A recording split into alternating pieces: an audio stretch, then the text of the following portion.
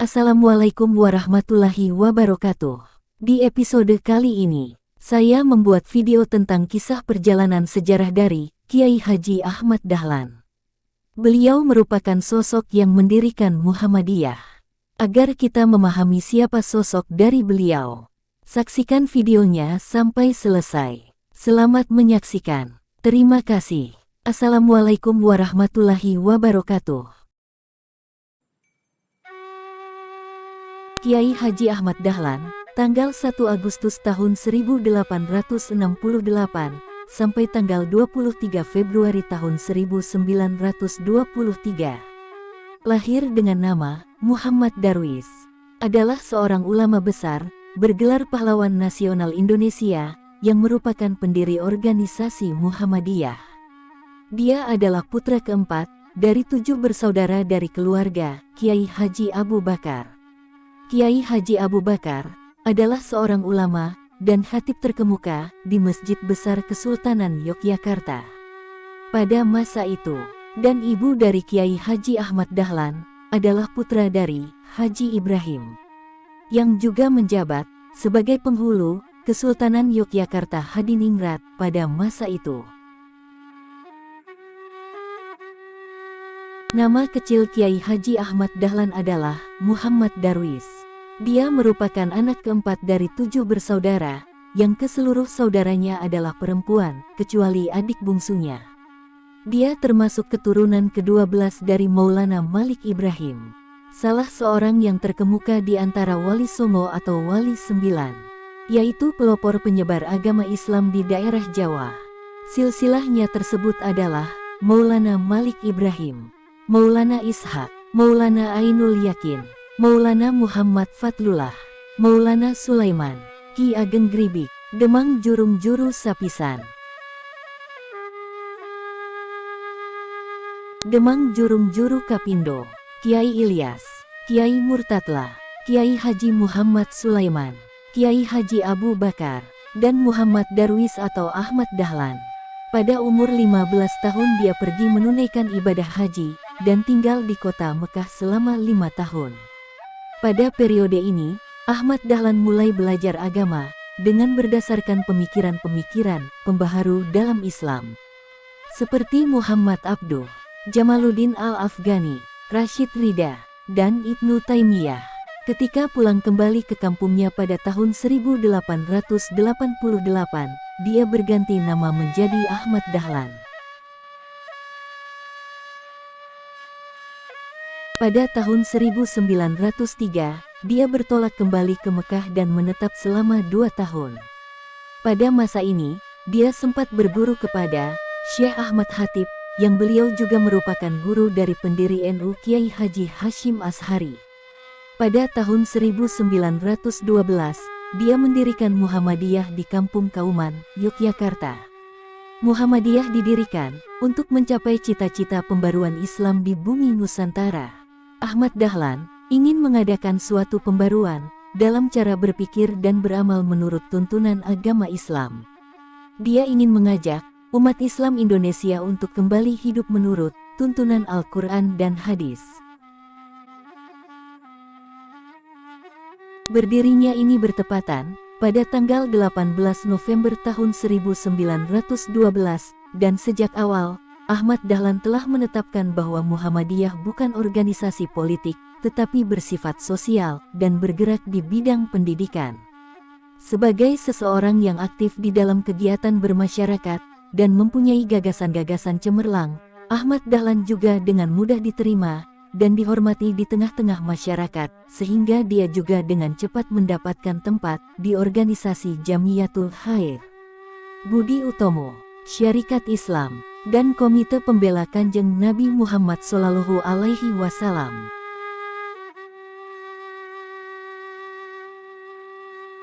Gagasan pendiri Muhammadiyah oleh Ahmad Dahlan ini juga mendapatkan resistensi, baik dari keluarga maupun dari masyarakat sekitarnya. Berbagai fitnahan, tuduhan, dan hasutan datang bertubi-tubi kepadanya. Dia dituduh hendak mendirikan agama baru yang menyalahi agama Islam. Bahkan ada yang menuduhnya kiai palsu. karena sudah meniru bangsa Belanda yang Kristen, mengajar di sekolah Belanda, serta bergaul dengan tokoh-tokoh Budi Utomo yang kebanyakan dari golongan priai. Dan masih banyak lagi tuduhan lainnya. Saat itu Ahmad Dahlan sempat mengajar agama Islam di sekolah Osvia di Magelang, yang merupakan sekolah khusus Belanda dan untuk anak-anak priai.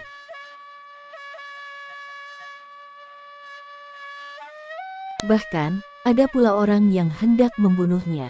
Namun, dia berteguh hati untuk melanjutkan cita-cita dan perjuangan perbaruan Islam di tanah air untuk semua rintangan tersebut. Pada tanggal 20 Desember tahun 1912, Ahmad Dahlan mengajukan permohonan kepada pemerintah Hindia Belanda untuk mendapatkan badan hukum. Permohonan itu baru dikabulkan pada tahun 1914 dengan surat ketetapan pemerintah nomor 81 tanggal 22 Agustus tahun 1914. Izin itu hanya berlaku untuk daerah Yogyakarta dan organisasi ini hanya dapat bergerak di dalam daerah Yogyakarta saja.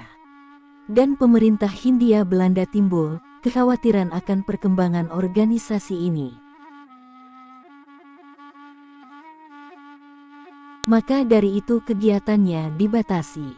Walaupun Muhammadiyah dibatasi, tetapi di daerah lain seperti Serandakan, Wonosari, Imogiri, dan lain-lain telah berdiri cabang Muhammadiyah. Hal ini jelas bertentangan dengan keinginan pemerintah Hindia Belanda. Untuk mengatasinya, maka Kiai Haji Ahmad Dahlan menyiasatinya dengan menganjurkan bahwa cabang Muhammadiyah di luar Yogyakarta memakai nama lain. Misalnya, Nurul Islam di Pekalongan, Al-Munir di Ujung Pandang, Ahmadiyah di Garut, sedangkan di Solo berdiri Perkumpulan Sidik, Amanah, Tablik, Fatonah atau Staf, yang mendapat pimpinan dari cabang Muhammadiyah. Bahkan, di dalam kota Yogyakarta sendiri, Kiai Haji Ahmad Dahlan menganjurkan adanya jemaah dan perkumpulan untuk mengadakan pengajian dan menjalankan kepentingan Islam.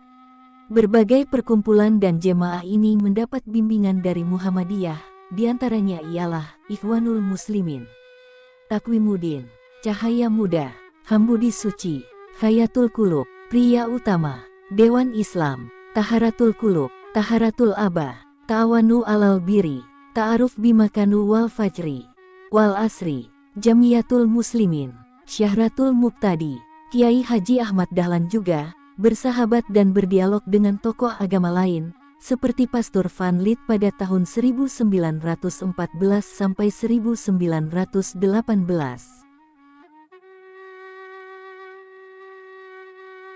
Van Lith adalah pastor pertama yang diajak dialog oleh Kiai Haji Ahmad Dahlan. Pastor Van Lith di Muntilan yang merupakan tokoh di kalangan keagamaan Katolik. Pada saat itu, Kiai Haji Ahmad Dahlan tidak ragu-ragu masuk gereja dengan pakaian muslimnya. Gagasan pembaharuan Muhammadiyah disebarluaskan oleh Ahmad Dahlan dengan mengadakan tablik ke berbagai kota. Di samping juga melalui relasi-relasi dagang yang dimilikinya. Gagasan ini ternyata mendapatkan sambutan yang besar dari masyarakat di berbagai kota di Indonesia. Ulama-ulama dari berbagai daerah lain berdatangan kepadanya untuk menyatakan dukungan terhadap Muhammadiyah.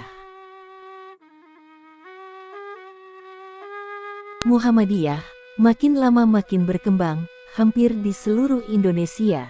Oleh karena itu, pada tanggal 7 Mei tahun 1921, Kiai Haji Ahmad Dahlan mengajukan permohonan kepada pemerintah Hindia Belanda untuk mendirikan cabang-cabang Muhammadiyah di seluruh Indonesia. Permohonan ini dikabulkan oleh pemerintah Hindia Belanda pada tanggal 2 September tahun 1921 sebagai seorang yang demokratis dalam melaksanakan aktivitas gerakan dakwah Muhammadiyah. Dahlan juga memfasilitasi para anggota Muhammadiyah untuk proses evaluasi kerja dan pemilihan pemimpin dalam Muhammadiyah. Selama hidupnya, dalam aktivitas gerakan dakwah Muhammadiyah, telah diselenggarakan 12 kali pertemuan anggota atau sekali dalam setahun, yang saat itu dipakai istilah Algemeenvergadering, atau disebut persidangan umum.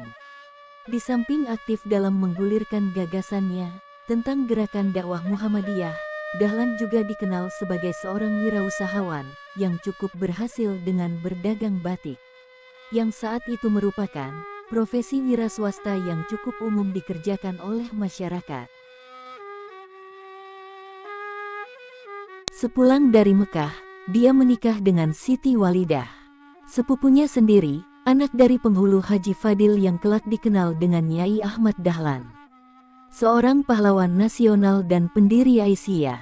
Dari perkawinannya dengan Siti Walidah, Kiai Haji Ahmad Dahlan dikarunia 6 orang anak, yaitu Johanah, Siraj Dahlan, Siti Busro, Irfan Dahlan, Siti Aisyah, Siti Zahra. Di samping itu, Dahlan pernah pula menikahi Nyai Abdullah. Dia juga pernah menikahi Nyai Rum, adik Kiai Munawir Krapyak. Dahlan juga mempunyai putra dari perkawinannya dengan Nyai Aisyah, adik dari ajengan penghulu Cianjur yang bernama Dandana. Dan Kiai Haji Ahmad Dahlan pernah pula menikah dengan Nyai Yasin Pakualaman, Yogyakarta. Kiai Haji Ahmad Dahlan meninggal pada tahun 1923 dan dimakamkan di pemakaman Karangkajen, Yogyakarta.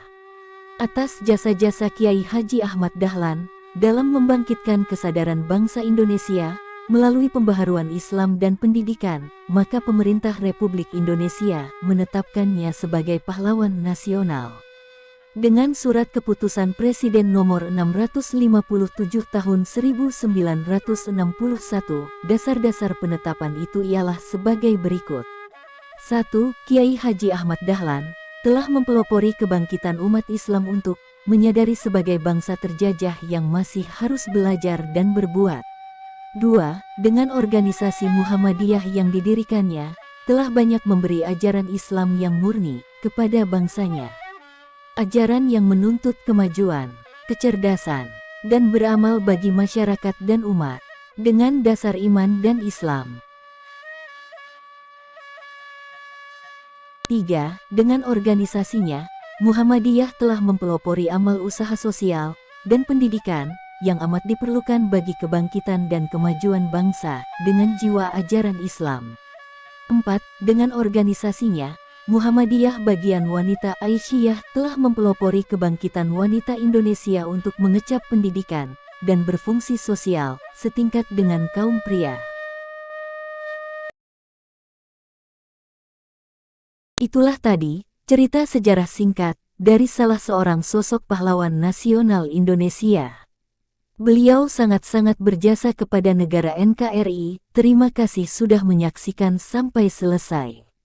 Apabila ada saran atau tambahan yang kurang dari video saya, silahkan lengkapi atau beri sanggahan di kolom komentar. Assalamualaikum warahmatullahi wabarakatuh. Terima kasih.